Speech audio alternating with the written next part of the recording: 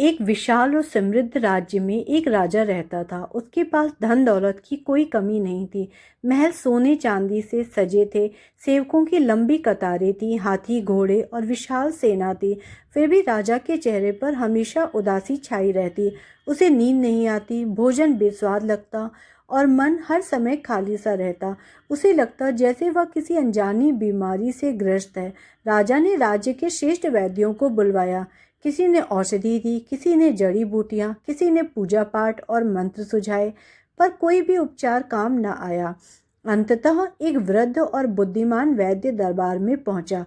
उसने राजा से लंबी बातचीत की, उसकी नब्ज टटोली और फिर शांत स्वर में कहा, महाराज, आपकी बीमारी शरीर की नहीं, मन की है। इसका उपचार है। यदि आप किसी पूर्णतः खुश व्यक्ति की कमीज पहनकर एक रात सो जाएं, तो आपकी उदासी दूर हो जाएगी। राजा को उपाय विचित्र लगा, पर आशा की किरण दिखी। उसने तुरंत सैनिकों को आदेश दिया कि पूरे राज्य में जाकर ऐसे व्यक्ति को खोजें जो पूरी तरह खुश हो और उसकी कमीज ला कर दें। सैनिक गांव-गांव, शहर-शहर घूमे। वे हर व्यक्ति से पूछते, क्या तुम खुश हो? एक किसान बोला, फसल खराब हो गई, कर्ज है, कैसे खुश रहूं। एक अमीर व्यापारी बोला, धन बहुत है पर और कमाने की चिंता में चैन नहीं। किसी की संतान नहीं थी, वह दुखी था। किसी की संतान थी, पर वह उनकी शरारतों से परेशान था। बूढ़े बीमारी से दुखी थे, जवान भविष्य की चिंता में। हर व्यक्ति के पास कोई ना कोई शिकायत थी। सैनिक हैरान थे, इतने बड़े राज्य में एक भी पूरी तरह संतुष्ट इंसान नहीं मिला। थके हारे सैनिक लौट ही रहे थे कि सीमा के पास एक गांव में उन्होंने एक भिखारी को देखा। वह फटी जमीन पर लेटा सितार बजा रहा था और जोर जोर से हंस रहा था। उसके चेहरे पर अद्भुत चमक थी। सैनिकों ने पूछा, क्या तुम सचमुच खुश हो? भिखारी मुस्कुराया, हाँ, मैं बहुत खुश हूँ।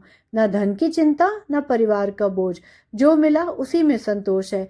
सैनिक प्रसन्न हुए। उन्होंने कहा, यदि तुम अपनी कमीज हमें दे दो तो हम तुम्हें 100 स्वर्ण मुद्राएं देंगे। राजा की बीमारी ठीक हो जाएगी। यह सुनकर भिखारी ठहाका मारकर हंस पड़ा।